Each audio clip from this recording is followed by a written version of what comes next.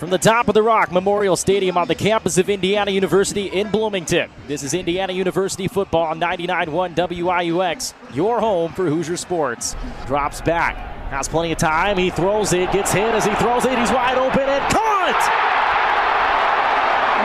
Elijah Surratt, the near side corner of the end zone, touchdown Indiana! Here's the handoff, Newton gets it left side, driving down to the free throw line, here's the lob upstairs and a thunderous dunk from Samson Johnson. Now here's Renew. Short corner left side. He'll drive down low on Biddle. Muscles his way up and counts in the foul.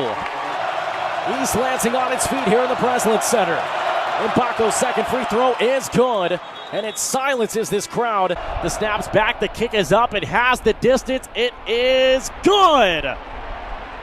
Dominic Zavada from 56 yards out. Leal picks it up on the break. Down low. Here goes Bryson Tucker to the rim for two. Two-hand flush. Indiana has the lead with 8:02 to go, and Fran McCaffrey wants to call a timeout. Caitlin Clark hits the deck as Indiana was trying to avoid getting fouled. Scalia launches and hits a three. Sarah Scalia knocks down the triple. Indiana goes back up 13 with under 2 to go. First and 10 from the 13. They'll hand it off. Laud now to the right side. Breaks a tackle going for the far corner of the end zone. He's in. Touchdown, Indiana. Those are the three due up for Indiana.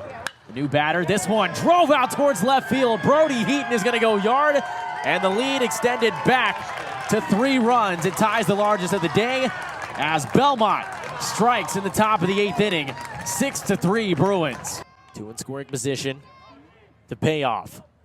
Swing and a miss, strike 3. Jacob Vogel retires Brendan Horde, and the Hoosiers avoid giving up that insurance run. Well, coming back out of the timeout, Peyton Sanford will step to the free throw line. So far on the day, he has not scored. He's 0 of 2 from 3. Those are his only 2 field goal attempts. So he will try to get himself going at the free throw line. And the first shot is pure. 22-13 with 11:25 to go. One more shot coming for Peyton Sanford. By the way, a stat to keep note of, fast break points in favor of Iowa, 9-0 in the early going. Second shot's good for Sanford. He will take a seat. And Seydou Traore will check in for the first time for Iowa. Crucial for Indiana to start inching into this lead. Iowa's got some of its second unit out there right now. You'd like to see them take advantage of that. 1-2-1-1 press being put on by Iowa. As Indiana will inbound, they'll have to go the length of the court. Trey Galloway splitting the double team. Now we'll throw it ahead for Rice, who finds a seam, attacks left, down low, takes contact, puts it up, no. Rebound taken by Traore for Iowa. Harding into the front court to the left side. Sanford a triple. That one for Price Sanford, no good. And Hatton secures the rebound for Indiana. Galloway into the front court, left side of the arc. Will dribble back up to the top and gives it off to Rice. Under 11 to go. It's 23-13 Iowa with the advantage. Rice on the bounce. Slowly going to work on Harding. Finds Bryson Tucker, mid-range left. Pull-up jump shot on the way. Good. And a couple of words back towards Owen Freeman on the bench, too, for Bryson Tucker. Indiana cuts the lead down to 8, and a wild pass from Brock Harding up top. He was looking for Traore, who wasn't paying attention. And it bounces out of bounds, and Indiana forces a turnover. Are the Hoosiers starting to gain some traction as Hatton and Galloway go to the bench, and Kanan Carlisle and Umar Ballo check in? Well, and you saw Hatton create some separation for Tucker to pull up into that mid-range, and that's what we were kind of talking about. Indiana taking advantage of Iowa's second unit being out there. Let's see if they can capitalize off the turnover. Bryson Tucker in the weave action for Indiana. Now to Carlisle, back to Rice. Ball screen up top from Ballo. Rice goes right off of it, then left again. Splits a double team down low and lays it up for 2. Nice play from Miles Rice. The lead cut down to 6, and Indiana started to cut further into this lead. 10:15 to go. Harding to the right side off a screen, shovels it to the top. Timbella fakes a 3, tries to go down low on Ballo, backing his way in, gets bumped off of his spot, and picks it up with 13, but he traveled. Shuffled his pivot foot. Indiana forces yet another turnover as Thelwell and Freeman check back in for Iowa, and Harding, along with Dembella, will take a seat for Fran McCaffrey's Hawkeyes. You think about that extended 21-4 run. Iowa has not scored now in 3 minutes and 15 seconds. Indiana's cut this lead back to 6. Miles Rice up top, drives right. Price Sanford cuts him off. He'll spin around him instead, trying to force a pass inside for Ballo on a shovel off. And Freeman was right there to stuff it away from him. He picks up the loose ball and will dribble it into the front court as we're under 10 minutes to go in the opening half. Thelwell up top to the left side, Freeman. He'll give it off to Traore. And we'll give it back to Freeman over on that left arc. Puts it on the floor, guarded by Ballo. Double team comes. He finds Traore for a top-of-the-key jumper from the free throw line. It's no good. Loose ball. Leal, Rice, and Freeman all went after it, but Ballo ended up with it. Up ahead to the right edge now with Bryson Tucker. And now back up to the top with Rice. Bounces it to the left. Throws a pass down low to a slipping Umar Ballo, who goes up, counted in the foul. Umar Ballo, who got off to an extremely slow start to begin this game, just spent some time on the bench. Now we'll see if he has woken up a little bit. And if so, that's going to be the start of it. It's 23-19 with 9:17 to go, and Ballo has a chance to cut this lead down to 3. See Ballo get downhill with a little bit more gusto on that post entry right there, using his size advantage over Traore, who's about 6'7". I think maybe that trip to the bench did him some good for the long term in this game. Ballo shot on the way, off the back iron, no, and Freeman secures the rebound. It stays at 23-19 with 9:13 and counting here in the first half. Thelwell drops it off to the top for Josh Dix. Kanan Carlisle keeping him over to the left side, to the top now for Freeman. On the dribble, isolated with Ballo. He crosses over, gets into the paint, gets cut off, gives it off for Dix. Mid-range follow-away jump shot short, and Ballo towers for the rebound. Miles Rice, full head of steam, drives into a double team and is fouled. You can hear the reaction of the crowd as Owen Freeman tried to punch the ball away. It might have made a case that he really didn't touch him much. But nonetheless, Miles Rice is able to pick up the foul, I should say. Yeah, I didn't see Fran McCaffrey arguing too much, which tells me it almost looked like Rice slipped, but at the same time you could see Freeman kind of impeded him and wasn't really set. Baseline out of bounds for Indiana. Ballo has it on the left edge off the inbound. And now to the top for Miles Rice.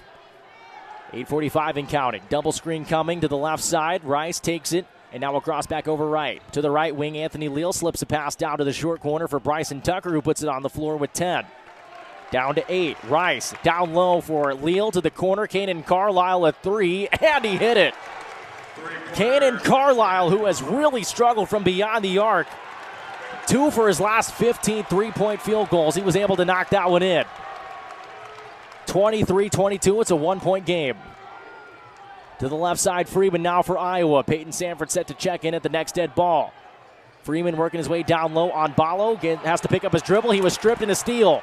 Leal picks it up on the break. Down low, here goes Bryson Tucker to the rim for 2.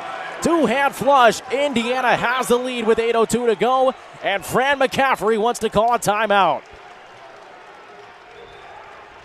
How about that? 8:02 to go in the first. Indiana down, well, what were they down? 21 to 4. 21 to 4. They have clawed their way back and have taken a 24-23 lead with 8:02 to go. Tommy Doman to kick this one away. Price and Van Horst back for the Hoosiers. The kick's up in the air as Indiana will work left to right. And it's into the end zone for a touchback, the second of the day. And so Curtis Rourke and company will come back out onto the field. They were able to record a first down before having to punt the football away on that first drive. And we'll see if drive number 2 could be any better, Nick. Yeah, and Indiana, 17 yards on that drive. Just 7 through the air. Curtis Rourke just 1 of 3. 10 yards on the ground. It's, not efficient. But again, they were outgained 128-10 in the first quarter last week. So this team is one that lately heats up as the game goes on. By the way, only the 13th point given up by Indiana in an opening quarter all season long. Those 3 from Michigan. Hoosiers with the football at their own 25-yard line. Rourke takes the snap, throws out to the far side, and it's caught. It was caught by Keyshawn Williams for about 5 yards. He was wrapped up as soon as he caught it. And the tackle was made by Makari Page for the Wolverines. And a good job by Williams there. He went in motion to the far side, found himself open kind of in the flat.